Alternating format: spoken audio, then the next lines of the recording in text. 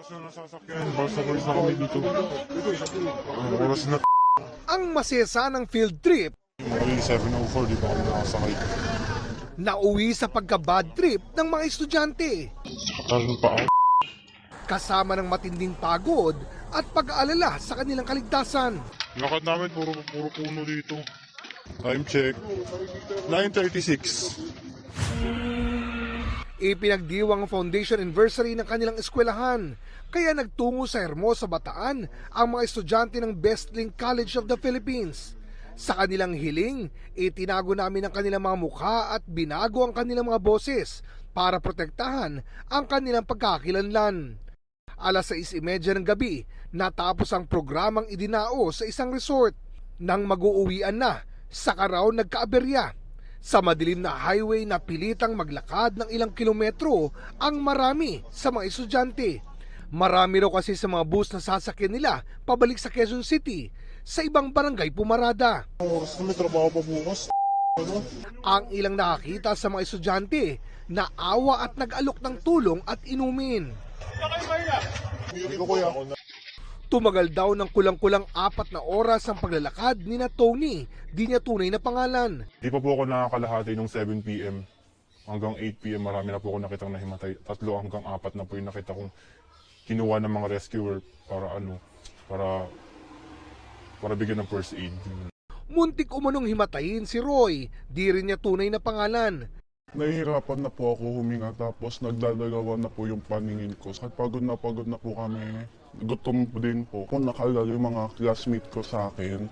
Nahabag sa kanila ang ilang residente. Gladly yung mga resident ng Bataan is nagbibigay sila ng mga tubig, nagpapalabas sila ng mga galon. Then yung iba po is naglalabas ng kaldero, nagbibigay ng ulam.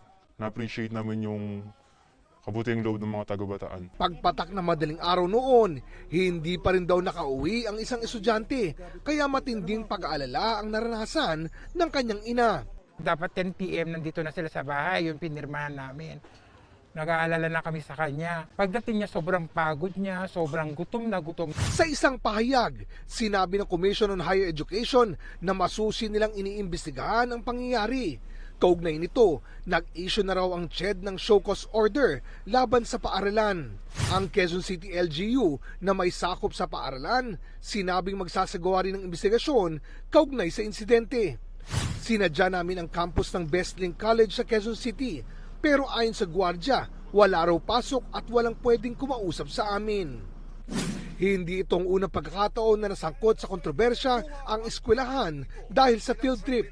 Taong 2017, nauwi sa trahedya ang field trip sa Tanay, Rizal ng Best Link College of the Philippines, Quezon City Campus. Ang isa sa mga bus na sinasakyan ng mga estudyante papunta sa kanilang medical and survival training, nawala ng preno, bumangga sa steel railings at tumama sa poste ng kuryente. Hindi bababa sa 15 ang nasawi, kabilang ang driver ng bus. Nasa 30 naman ang sugatan. Nangako noon ang eskwelahan na sasagot sa pagpapagamot sa mga sugatan at pagpapalibing sa mga pumanaw. Para sa GMA Integrated News, ako si Oscar Oid, ang inyong saksi.